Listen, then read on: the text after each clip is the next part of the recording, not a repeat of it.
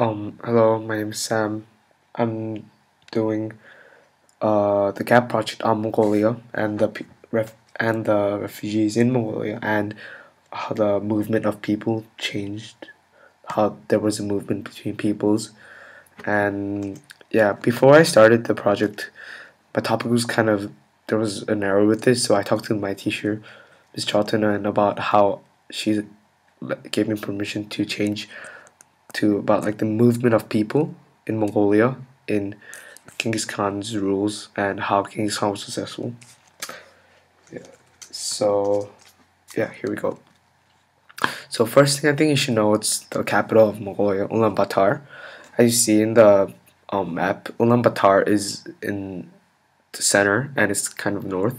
It's slightly in the east, so it's about in the center and it's yeah.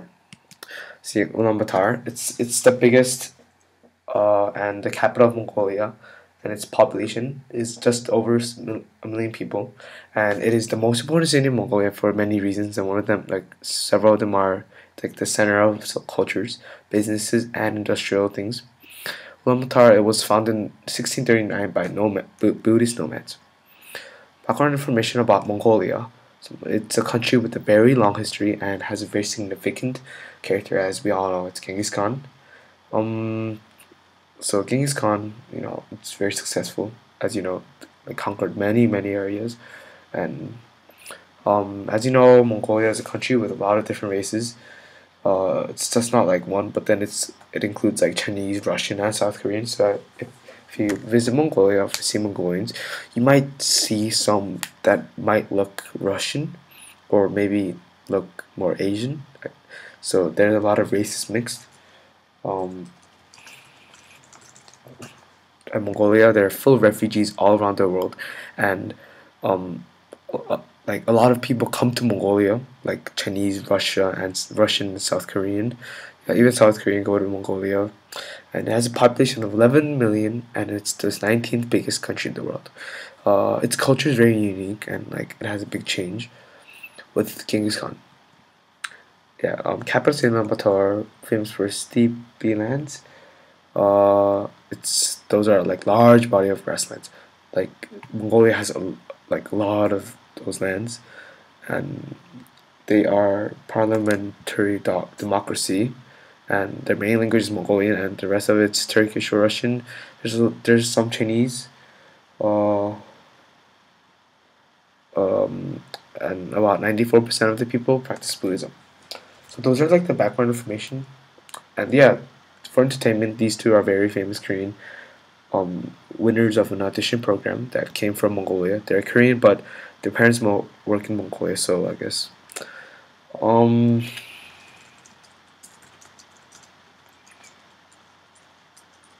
so ancient Mongolia.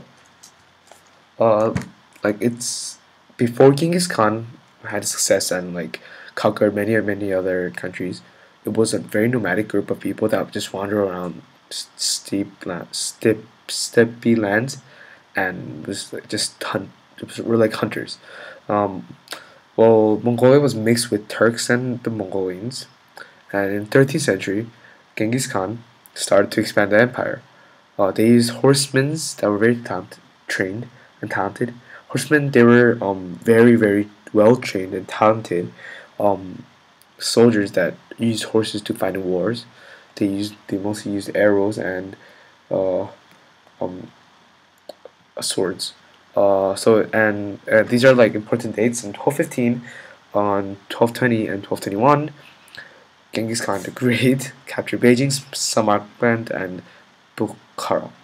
So a lot of people say that, uh, say like, is Alexander the Great um, a better like warrior, or is it Genghis Khan?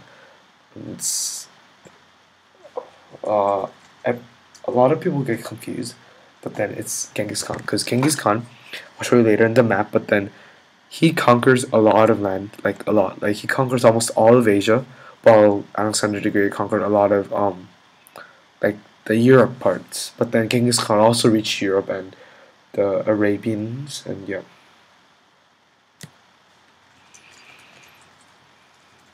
Yeah, so Genghis Khan, it's founder of the Mongol Empire, and was born in 1162. Like he was the one who conquered most of China, and then had three sons. One of them was Ogedai Khan, and his grandson was Kublai Khan. Later, I'll mention both of them, but they were also very significant characters in the history. Genghis Khan is probably the best king and warrior of all time, and his main capture point was Beijing, which he conquered and succeeded. Ancient Mongolia Part Two. So 1227, like Genghis Khan sadly dies while he was having a hunting, like practicing hunting, and he falls off a horse and dies. So when something happens, something else will happen. So later, Ogedai Khan becomes the new emperor. As mentioned, he was the son of one of the three sons of Genghis Khan. During his reign, he moved the capital to Karakorum. As you see, like just moving a capital is it's not an easy thing. Um, or like in this situation, it means choosing. So it's like pretend that USA, as the capital is Washington D.C. They moved it to like California.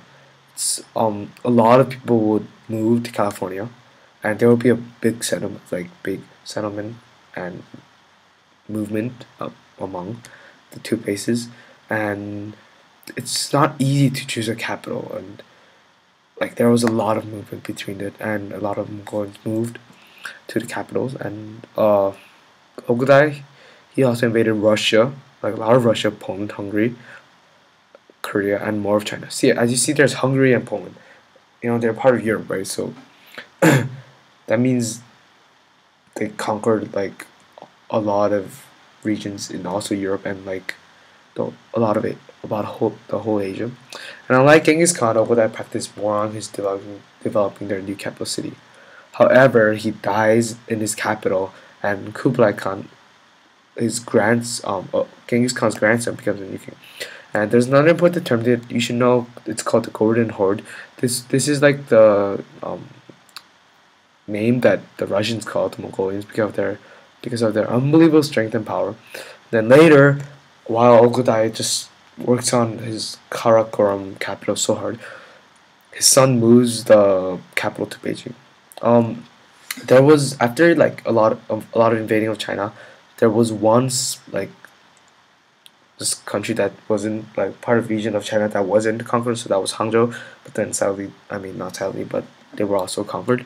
And Kublai Khan, like unlike the other two kings, he used a lot of foreigners and was impacted by a lot of foreign stuff. And he used bureaucracy. And later, Pax Mongolica started. So this Pax Mongolica is very important because in this area, like Pax Romana, Pax like other stuff, Pax Romana, like it's like their like Pax Romana. Pax is like everything with that word in it. It means like the golden age. So as the Mongolians also had their golden age, and in the Pax Mongolica, the trade increased, the business was going well, and everything was just going well, and like more land, and there was more movement, and like here I forgot to mention, but in the like as he moved to capital to Beijing, there was a lot of movement. I also told you, right, like if you live in Seoul, pretending that you moved the capital to Busan, like you have to move your business if you own a business, or if you have a shop. So a lot of people will move to Seoul to Busan. That's like the same thing, and like there will not be much as people in Seoul then, and yeah. So as you see, that is like the conquered area. That's like huge. That's like all of Asia. That's that. Yeah. And this is like the map that I really wanted to show. This I think this map is very clear and easy to understand because see Karakorum right there, like here. That's the main city. That's the capital city. And as you see these dates, like you would ask, what is that date? What does that do? These dates are like when this like part of the country got conquered. So Korea in 1241 they got conquered. Beijing 1245. Yeah.